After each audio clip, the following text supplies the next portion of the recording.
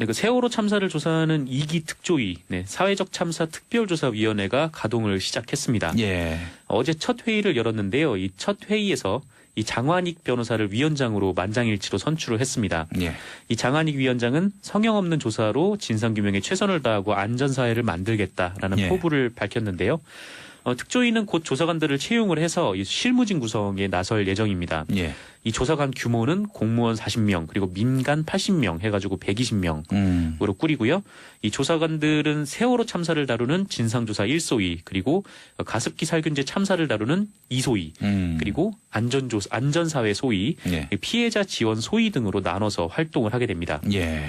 2기 특조위는 이 박근혜 정부의 방해로 성과를 거두지 못한 그 1기 특조위와 다른 점이 몇 가지가 있어요. 예. 예. 네, 대표적으로 이 1기 특조위가 그 예산하고 인력 지원이 계속 안 돼가지고 박근혜 정권 하에서. 네네 예. 이 곤혹을 상당히 겪었는데 네. 그래서 2기 특조위 위원장은 일단 위상을 독립된 정부기관의 장으로 예. 만들어서 이 해양수산부를 거치지 않고 기획재정부와 직접 협상을 하도록 그러니까 예산을 받아오려면 기재부 장관을 가서 만나도록 이렇게 바꿨습니다. 예. 예전에 해수부를 거치게 했는데 사실 이 특조위의 조사 범위 안에 해양수산부도 포함이 돼 있다 보니까 아무래도 좀 마찰이 좀 있을 수밖에 없는 좀 그런 상황이었고요. 예. 그리고 특조위가 뭐 수사권은 지금도 없는데 예. 이 대신 특별검사 수사를 요청할 경우에 이 특검안이 이 국회 법사위에서 90일이 경과하면 자동으로 본회의에 상정되도록 네 그렇게 해서 법사위에서 제 아무리 뭐 논쟁하고 뭐 찬반 토론을 통해서 네네. 뭐 합의가 이루어지지 않더라도 일정 기한이 지나면 자동적으로 국회 본회의에 부의되게 돼 있다. 그렇습니다. 예. 그래서 이거를 이제 표결로 바로 갈 수 있는 그런 장치를 마련한 거죠. 그래서 어느 정도 수사권도 담보해 놓은 방안이라고 하고요. 예. 근데 한편 이날 그 세월호 유가족들이 이 자유한국당 추천위원으로 들어온 황전원 씨의 사퇴를 요구를 강하게 했었습니다. 예. 예. 이 황전원 의원은 지난 2015년 꾸려진 그 1기 특조위의 새누리당 추천위원이었어요. 예. 근데 최근에 여러 보도들을 통해서 여러 조사들을 통해서 이 박근혜 청와대와 해수부가 이 조직적으로 세월호 특조위 활동을 막았다 이런 의혹이 있었고 또 거기서 나왔던 이제 문건과 매뉴얼대로 이 황전원 의원이 활동을 했다 뭐 이런 비판들이 나오고 있는 상황이기 때문인데 예. 실제로 이 황전원 의원은 그 본인이 활동했던 이 세월호 특조위를 세금 도둑으로 몰거나 이 박근혜 전 대통령의 의문의 7시간 조사를 막아서기도 했고요. 이 정치 활동을 금지한 세월호 특별법을 어기고 새누리당 총선 예비 후보로 등록을 했다가 아이고 세상에. 공천에서 낙선을 하고 그러니까 낙천이 되고 낙천을 하고 위원직에서도 면직이 되기도 했었습니다. 그래서 그런데 지금 이분이 다시 또 세월호 참사를 조사하는 조사단에 들어온 거죠. 그래서 유족들이 강하게 항의를 하고 있습니다. 유족들이 반대하는 분이라면은 자유한국당도 최고를 해야 되는 거 아닙니까? 그렇습니다. 왜 이렇게 유족들이 반대하는데 네. 굳이 밀어붙이는지 모르겠어요. 황전원 의원은 그 유족들이 이제 강하게 반발을 하자 상처를 드렸다면 뭐 죄송하다라는 입장을 밝히면서도 그때는 자기의 그런 어떤 이제 기준과 원칙에 따라서 이렇게 판단을 한 거다라는 말을 하기도 했습니다. 자, 다음 소식 전해주시죠. 네, 남북 정상회담이 오는 4월 27일 그 판문점 남측 평화의 집에서 열립니다. 예. 드디어 이제 남북 정상회담 D-Day가 시작이 된 거죠. 예. 네, 이번 정상회담은 그 지난 2000년 6월 그리고 2007년 10월에 이어서 세 번째로 열리는 것인데요. 예. 이번에는 특별히 이 장소가 우리 땅입니다. 네. 그러니까 남측 평화의 집에서 열리고요.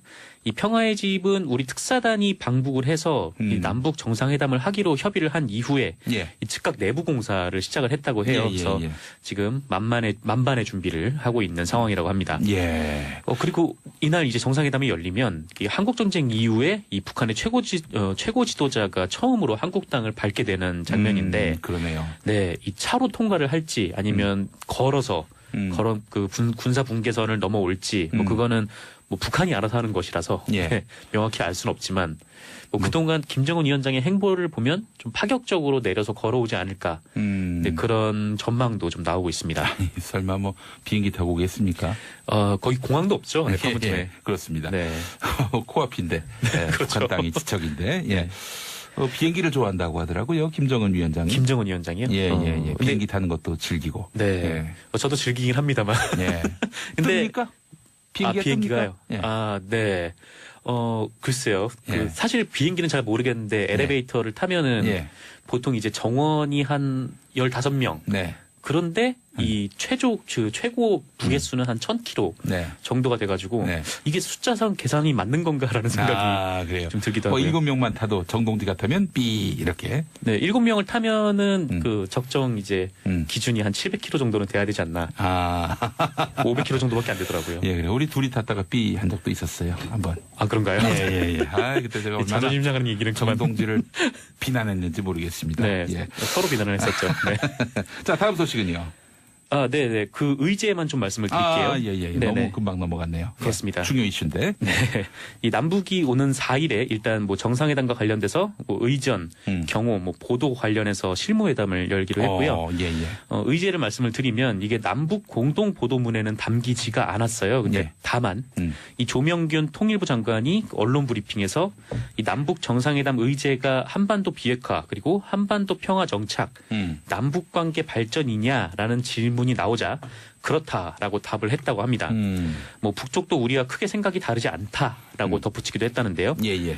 뭐 실제로 보면은 어제 그 남북 고위급 회담이 불과 1시간 반 정도 만에 끝났어요. 예. 그러니까 마주서서 뭐 악수하고 환담 조금 나누다 보면은 뭐 사실상 그냥 대체로 이날 얘기했던 것들이 뭐 금방금방 합의에 이르렀다라고 볼 수가 있는데 뭐 물론 이제 합의가 어려운 의제는 뒤로 미뤘을 수도 있죠. 예. 근데 어쨌든 큰 방향으로서 뭐 저 세 가지 의제를 정한 것 같고 이 다만 세부적인 의제를 좀 더 다듬기 위해서 이 4월 중에 후속 고위급 회담을 열어서 다룰 것으로 보입니다. 예. 종전선언이 혹시 발표되는 것은 아닌가. 네. 이런 또 기대를 하는 분들이 있는데 종전선언이 이루어지게 되면은 이제 휴전선이 이제 국경선이 되는 것이고. 그렇죠. 예. 남과 북의 소통도 자유로워지게 되고 또 뭐 교환도 서로 경제 교류도 뭐 무난하게 이루어지게 될 것이고. 네. 예. 어쨌든 뭐 이 대한민국 땅 안에서 살아가면서 우리가 국경이란 거를 접할 기회가 한 번도 없지 않았었습니까? 그렇죠. 사실은 휴전선만 있었고 네. 그 나머지 국경선이란 게 없었고 다 바다 아니었습니까? 네, 그렇습니다. 근데 뭐 이게 종전이 되면은 그게 네. 이제 국경이 되는 거니까. 그렇죠. 또 대륙으로 진출할 수 있는 네. 그런 또 어떤 활로가 열리게 되는 것이고. 예. 네, 여러 가지 하여튼 좋은 일이 좀 생겼으면 좋겠습니다. 네, 하지만 뭐 이 분단 책임 또 비핵화 문제 이것이 해결되지 않고서 남북 간의 그런 뭐 너무 급속도로 대화하고 화해하고 협력하는 것은 문제가 있다라는 또 지적도 있어요. 네. 예.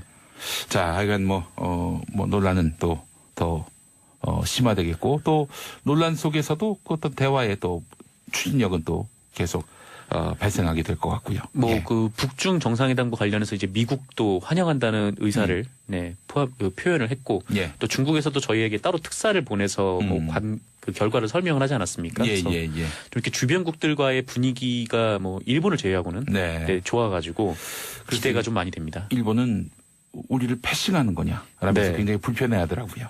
네, 그러게요. 근데 뭐 눈으로 보이는 게 그렇게 볼 수밖에 없는 부분이 있는 것 같아요. 예. 네. 일단 다른 나라들이 다 미국도 그렇고 저희도 그렇고 뭐 중국으로부터 연락을 받았다라고 했는데 네. 일본 아베 총리가 신문 보고 알았다라고.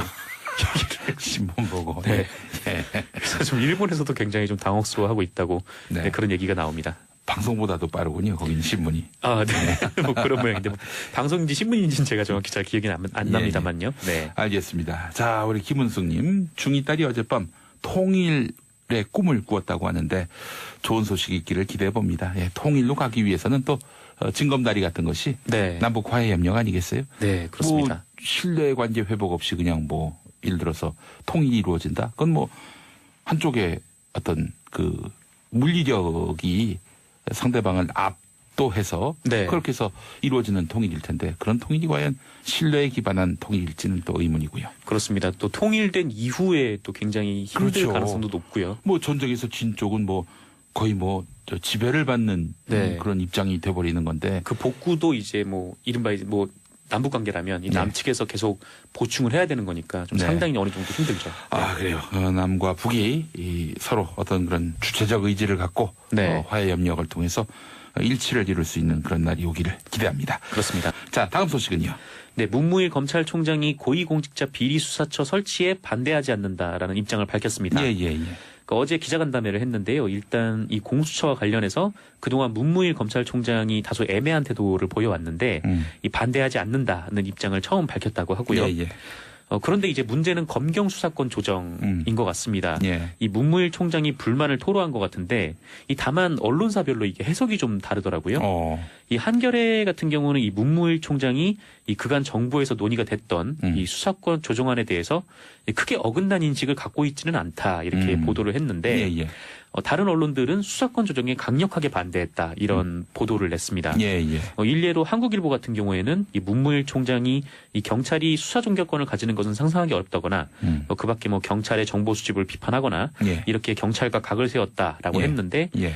반면 한겨레는 청와대 김의겸 대변인의 말을 인용을 해서 예. 김의겸 대변인이 이 검찰의 직접 수사는 이 최소화하고 경찰 수사에 대한 사법 통제에 충실하겠다는 말이 뭐 원칙과 방향에서 이제 동의를 한다. 예. 요 말을 인용을 해서 예. 뭐 양측이 크게 어긋나는 건 아니다라는 해석을 했고요. 예, 예, 예. 뭐 한국일보 등 언론에 썼던 그런 그 문무일 총장의 표현들도 있기는 하지만 네. 뭐 한겨레는 요거는 이제 강론에서 좀 차이가 드러난 거다라고 예, 예. 하기도 했습니다. 예.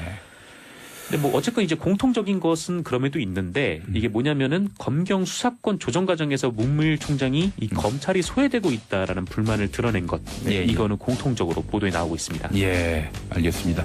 검찰로서는 그동안 뭐 기소 독점권이라든지, 네. 뭐 검찰이 뭐 경찰 상부에 있으면서 수사를 지휘했던 그런 관행을 한마디로 내놓아야 하는데 그 기득권을 포기해야 하는데 이를 두고 검찰 내부에 참 복잡한 그런 의견들이 또 충돌하고 있는 것 같아서 네.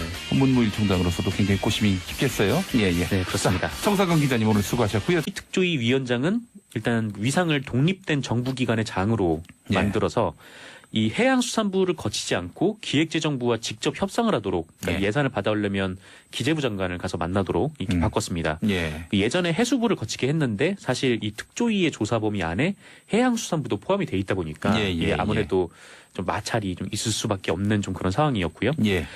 그리고 특조위가 뭐 수사권은 지금도 없는데 예. 이 대신 특별검사 수사를 요청할 경우에 이 특검안이 이 국회 법사위에서 90일이 경과하면 자동으로 본회의에 상정되도록 아. 네 그렇게 해서 법사위에서 제 아무리 뭐 논쟁하고 뭐 찬반 토론을 통해서 네네 뭐 합의가 이루어지지 않더라도 일정 기한이 지나면 자동적으로 국회 본회의에 부의되게 돼 있다. 그렇습니다. 예. 그래서 이거를 이제 표결로 바로 갈 수 있는 그런 장치를 마련한 거죠. 그래서 예. 어느 정도 수사권도 담보해 놓은 방안이라고 하고요. 예.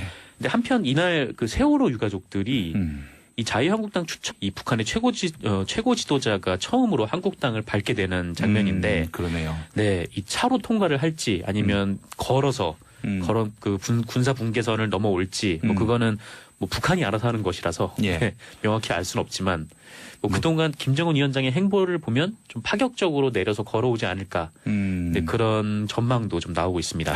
설마 뭐 비행기 타고 오겠습니까? 거기 공항도 없죠. 네, 예, 예, 그렇습니다. 네. 코앞인데 네, 그렇죠. 북한 땅이 지척인데 예. 비행기를 좋아한다고 하더라고요. 김정은 위원장이. 김정은 위원장이요? 예, 예, 예. 근데- 비행기 타는 것도 즐기고. 네. 저도 즐기긴 합니다만. 예. 근데 뜹니까? 비행기가요? 예. 네.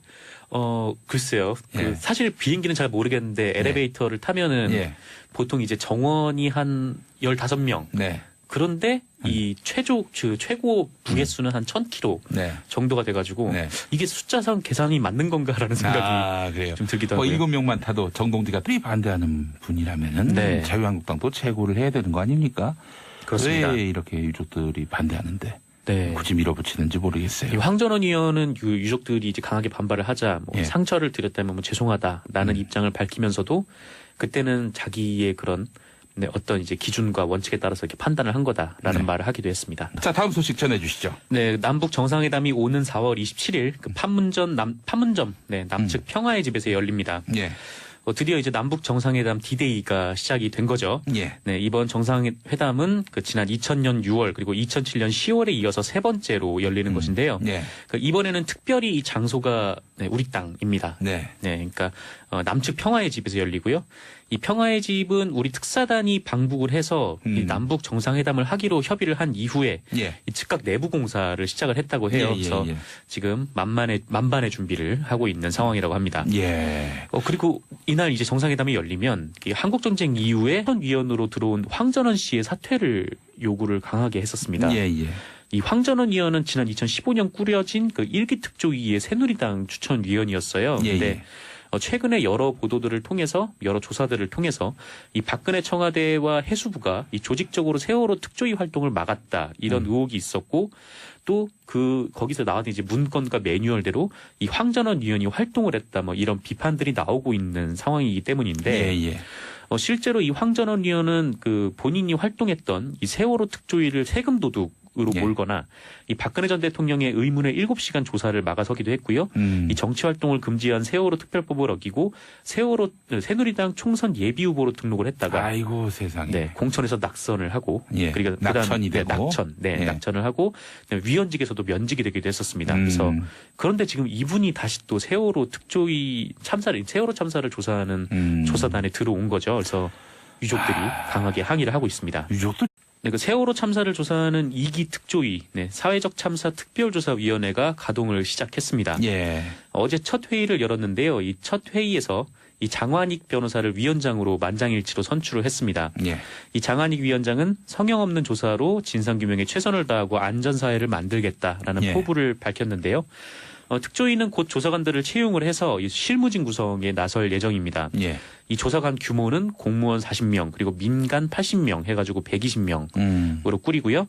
이 조사관들은 세월호 참사를 다루는 진상조사 1소위 그리고 가습기 살균제 참사를 다루는 2소위 그리고 안전사회 소위 예. 피해자 지원 소위 등으로 나눠서 활동을 하게 됩니다. 예. 2기 특조위는 이 박근혜 정부의 방해로 성과를 거두지 못한 1기 특조위와 다른 점이 몇 가지가 있어요. 예, 예.